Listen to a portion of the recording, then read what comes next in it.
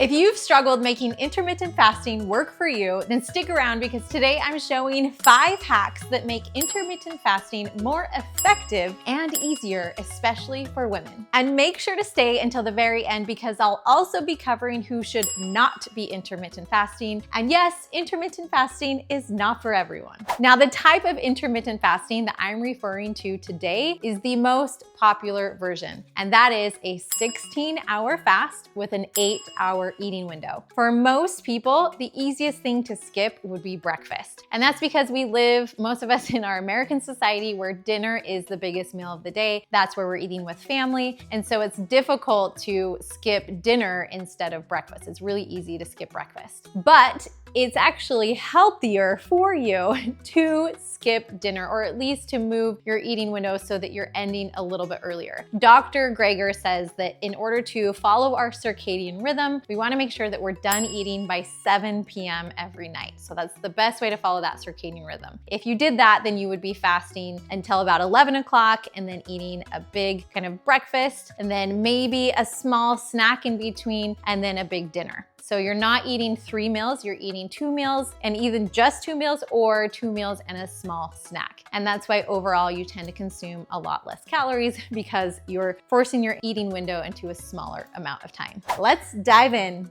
Hack number 1, instead of drinking black coffee or even eating breakfast in the morning, you will be drinking yerba mate instead. Here's why. Yerba mate in particular is amazing at reducing your appetite. It has compounds that naturally suppress your hunger. This makes fasting so much easier. It provides energy without a crash. Unlike coffee, it has what's called theobromine, which is a longer lasting, smoother energy source. And it's great for avoiding that mid-fast fatigue, right? When you're getting tired or hungry, you drink mate and it takes away your hunger and gives you energy.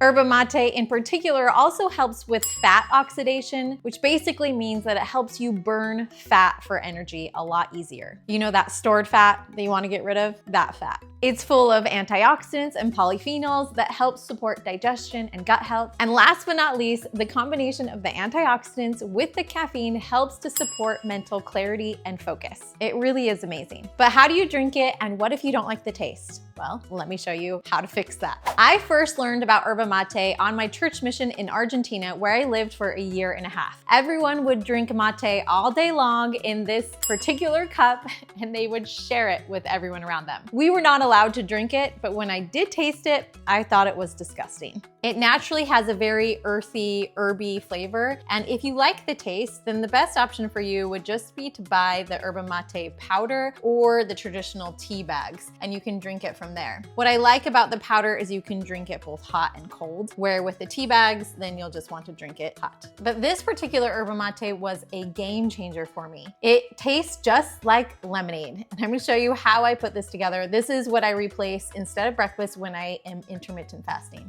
You'll fill up a 16-ounce water bottle about 3/4 of the way. Now make sure it's a smaller water bottle size, not those bigger ones. This will make it too watery. About the size of a typical plastic water bottle is what you're looking for. Fill it up with hot or cold water, and you want to leave some room so you can mix it up. 1 full scoop of this has the same amount of caffeine as a premium cup of coffee. That's way too much caffeine for me. So I only add 1/2 of a scoop to my water bottle. And then I mix it up. That's it. Now, for extra credit to help you in your weight loss journey, you can add things like cinnamon or ginger or even cayenne pepper. I always at least like to put in a little bit of ground ginger. So I'll add a couple sprinkles of ground ginger as well. I like the taste. It's one of Dr. Greger's tips to help in weight loss. Now you just sip and enjoy. This tastes so good. They do use, I think it's either monk fruit or stevia to help sweeten it, so it has a delicious taste, but also helps to keep you in the fasted state. You will replace your breakfast with this drink if you're fasting earlier in the day, or if you're fasting later in the day, you don't want to drink caffeine too late. So instead of snacking in between breakfast and lunch or lunch and dinner, you'll drink mate. So this will replace any and all types of snacks. It really is so good. Along with the ginger, if you wanted to add cinnamon, I prefer using Ceylon cinnamon, and I grabbed this from Amazon. You can also find Yerba Mate on Amazon, and I'll link it below. And when I'm feeling a little spicy, sometimes I'll add some cayenne pepper too, like the tiniest little bit. And if you choose to fast dinner, so you're not eating dinner, it can be helpful to have maybe hibiscus tea or some amla powder instead of dinner at night. It's always nice to replace something instead of just giving it up. This won't take your appetite away as much, but they do have tons of antioxidants that will help. And you can easily add some stevia or monk fruit sweetener to it to make it taste good. For hack number 2, how you break your fast matters. You always want to start with fiber first. We want to minimize a big blood sugar spike, and when you've been fasting for a long time, that's when you get one of your biggest blood sugar spikes, is when you eat your first meal. So minimizing that with fiber is key. And this can be as simple as opening your fridge and grabbing some carrots, celery, cucumbers, snacking on that while you're making your meal. It doesn't have to be complicated.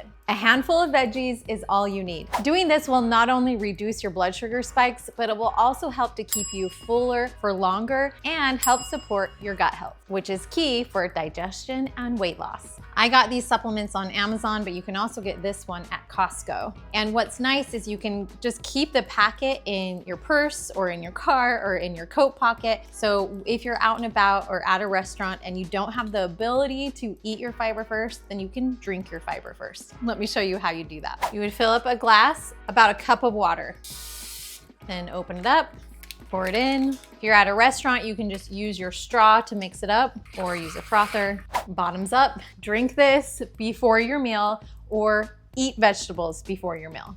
You just down it.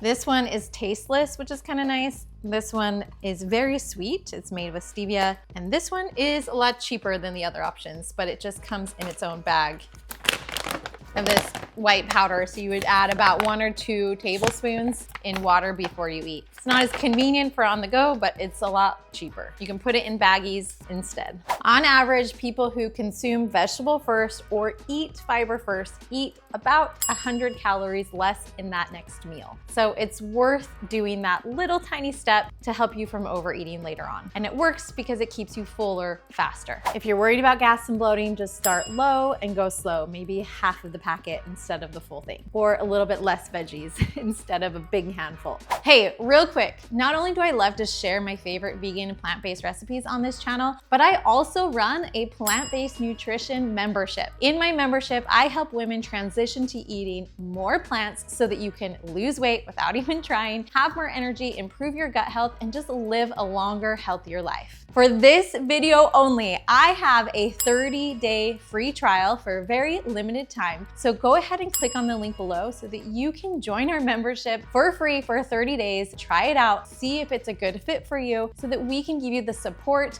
the accountability, and the emotional eating strategies that will help you follow through with doing the things that you already know that you should be doing but haven't been able to do it consistently. So go ahead and click on the link below. Hack number 3 is to cycle your fasts. Now, this is huge. This is a big deal, especially if you're a woman. Most studies on intermittent fasting were done on men. And guess what? Women are not little men. We work differently, and therefore we have to fast differently. Women's hormones are sensitive to calorie restriction, and especially the week before your period. Ever wondered why you crave so many carbs the week before your period? There's a reason, and that is because progesterone needs carbs, needs glucose. Your body actually needs carbohydrates to make progesterone the week before your period. It's kind of amazing that our bodies crave it naturally. So listen up, if you're a menstruating woman, make sure to take the week before your period completely off from intermittent fasting. No fasting at all the week before your period. But I know a lot of you who may be watching this have already gone through menopause and don't currently have a period. So what do you do? Or what do you do if you're currently on birth control and don't actually have a period period? Well, it's no coincidence that the moon also follows a 28 to 30 day cycle. So what do? You follow the moon. When there is a new moon, that would be the time of your cycle where you would typically be on your period. When there's a full moon, that's the time when you would typically be ovulating. And so you would take the week off before the new moon. You follow the cycle of the moon. Think about it. Our bodies are made of 60% water. And just like the moon affects the ocean tides, the moon can also affect your cycle. That's how nature works. It's pretty impressive. Women operate in 28-day cycles and men operate in 24-hour cycles. So we just work differently. So take 3 weeks on, 1 week off when it comes to intermittent fasting if you're a woman. If you're menstruating, it's going to always be the week before your period. And if you are not, then follow the lunar cycle. During the waning moon or the week before the new moon, take that week off. Hack number 4 is to pair fasting with a plant-based diet. A recent article in the Wall Street Journal pointed out that intermittent fasting may help with weight loss and even blood sugar regulation, but it may not be as beneficial to increasing your lifespan as we once thought. And do you know why? If you're intermittent fasting, you're getting a lot of benefits, but if you're pairing that with eating a ton of animal products and processed foods during your feasting window, then you're harming yourself. So the best thing to do is to pair intermittent fasting with